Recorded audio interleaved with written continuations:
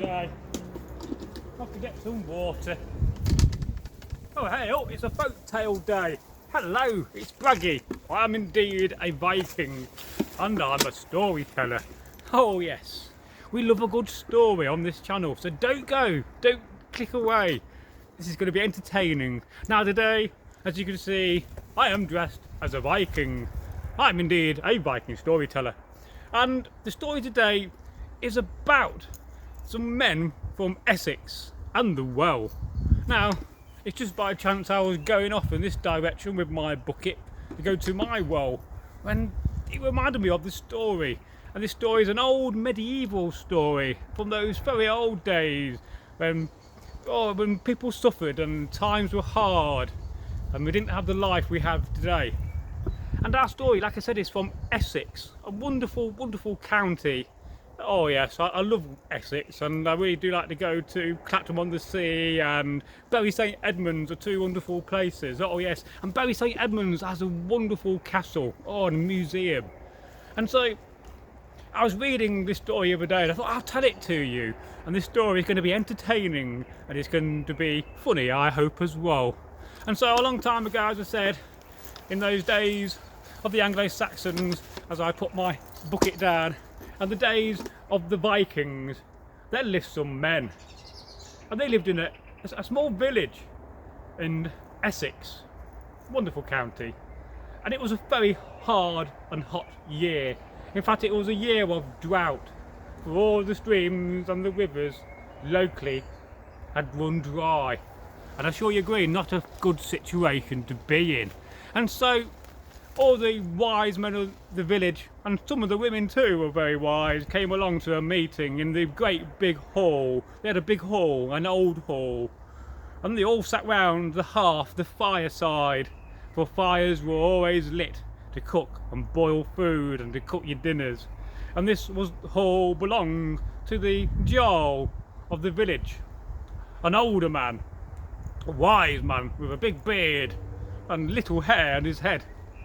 And he says, "Whoa, we must do something about this drought, for if we don't, we will soon run out of water." And although, yes, they had some local springs by, but even those springs were drying up in this very hot summer. And I'm sure you agree, today we take water for granted when you can just turn on a tap. But in those days, long houses and halls did not have plumbing, did not have taps for water to come out of. And so you had to go and get your bucket, and you have to go and fill it every day, a dozen times or more, to get your water you needed. And you had to boil water. And so the men, these wise men, decided, and the women decided what we're going to do about it. And one by one, they all stood up. There's a man called Halfdan and said, "Well, let's go and buy some water." And well, the village older said, "That's ridiculous." They said, "What we need to do," and he stood up and said, "We need to build a well." And so this is what they did. First of all, they went out into the nearest wood and they chopped down a load of ash trees and some oak. And then they got the logs and they split the logs and they made planks. And they planed the planks down with all the wooden tools and the planes and the adze and the axes they had. And then they got the horses and carts and they moved all those planks, all the wood and the wooden posts they've made. Well, you just cannot just go and make a wall, you've got to prepare. And so first of all, they did that. And after a few days of hewing wood and chopping wood, and they even dug a big pit where they could saw wood planks to be even better and more flatter. They had enough wood and they started to dig a well. And decided, they kind of argued about where we're going to dig the well. One man said, "I want it in my front garden, outside my longhouse." And the other said, "Well, we're not having that, we'll have it in the centre of the village." Well, in the village they got a small green, and sometimes once a week they had a market, normally a Tuesday. And it wasn't a market day to day though. And so the villagers in the green of the village, all around, you can imagine it, all the long houses spread out. And they was lucky, they even had a mead hall where people could go and stay, like an inn today. And so the men started to dig down, and the women, they prepared food and looked after the men, and even some of the women started to dig as well, because everybody was needed, as I tried to scratch my head, to dig the hole. and you just can't dig a big hole. You got to start putting planks and posts and dig down and put more, you know, planks and posts and protect the sides from caving in. And eventually, after digging a good 30 meters of very, very deep row, it began to fill with water. And you know, it filled with water, and they had lots of ladders, and they took the ladders apart as they climbed back up, and the well became full, and they had a good source of water, and they had a mechanism on top where they could wind down a bucket. And some time passed, and then one day one of the villagers saying, what are we going to do about this big heap of soil which was left in the green of the village? A massive mound, I'm sure you agree. It wasn't a small hole either, it was at least 2 meters wide, so it was a very big and long job to take on. But the soil they dug out had to go somewhere, and so they just left it in a big heap, and it did look like a massive burial mound. And after a while it started to grow weeds and nettles and flowers, and of course in the old days weeds they called medicine, and some of them were useful, but of course it was still very ugly and there was an eyesore, and all the villagers were getting upset about it. So again, they had to get together and form up a plan. What we're going to do, as my bucket falls over in the wind. Spooky. And the man with the white beard, wearing some very fine clothing because he had coin, he was rich, and he had a great big hall he lived in. He said, well, I don't know, we've all got to come up with ideas. Well, one man, you know, Thorkel at the back, hello, can we go dump it on the neighbours? What do you mean? And so Thorkel stood forward, a very old Viking, and said, well, what we do, we're going to get our trousers, and we're going to tie them off at the bottom, and we're going to fill the trousers with soil, and then one by one we're going to walk to the nearby village over there, you know, the ones we don't like, and we'll spread it about their roads and their paths and in their village. And well, the older the village said, we can't do that, that will cause problems and they'll get upset, and besides they're smarter than us. So that idea was thrown out of the slatted window. And then another man said, why don't we sell it? It's got to be worth something. You can't sell soil, said another man.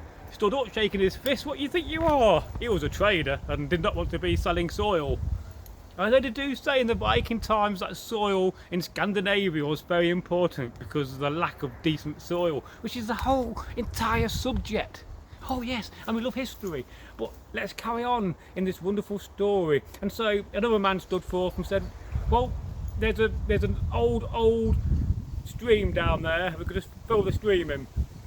And another man said, well, my farm's on that land and it irrigates my fields, you can't do that. So that window was thrown out of the door, or not the window, the idea.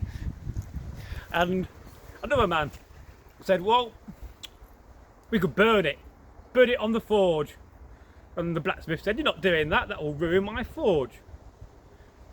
And so after some time, you know, another person came up with an idea of saying, well, why don't we get a ship, you know, a boat, and we could fill a boat and sail it down the river and get rid of it, and it would be somebody else's responsibility. And the carpenter came forward and says, have you seen the size of that mound? We'll need at least 3 long ships or long boats. That idea was gone and thrown out. And again, there was all quarreling. 2 men got in a fight because, you know, they both had the same idea. You know, I want to go and put it in somebody's longhouse. We don't, you know, it's empty, we don't need it. And the other man said the idea, well, I think we should put it in what's the name's longhouse. And they both quarrelled about the same idea. I came up with that first. And of course, the older, the jarl of the village, a man with a white beard and a little bit of hair on his head, or noggin, said, well, that's another daft idea. And in the end, they all decided on one idea. And can you guess what the idea is and what they did to get rid of this massive mound of soil? If you can, leave it in a comment, your guesses, because I'd love to read them. And so the next day they got together because they could not decide that night. And again they had another meeting. And this time old Thorkel, the wise old Viking, he was often said to be the oldest Viking in the village. He said, I know what, We'll go to that field over there and we'll dig a hole and we'll just bury it. And the older village stood up, said that's the best idea we've had, we're doing that. And that is what they did with the unwanted soil. They dug a hole, made another pile of soil, and got the other soil and filled the hole back in. A funny thing. And this is of course a jocular tale, and jocular basically means funny, or a story with a theme of humour. And it is a funny story to think about some people, you know, digging a hole, you know, getting some soil and then digging another hole to bury the first soil. Oh yes. Now, if you have liked this video, if you have found it entertaining, then please go and smash that like button. Get out your hypothetical axe or sword and boop it, smash it, click it, whack it, whatever you want to do. Just don't break your phone, because I'm not responsible. And the second thing you can do for us, and the most important thing you could do for the channel, is to go and share our videos. Yes, by sharing our videos, by talking about it with your friends, by telling your auntie and your uncle and your friends down at your pub, your bar, or you just, if you go play snooker, tell all your snooker mates, you know.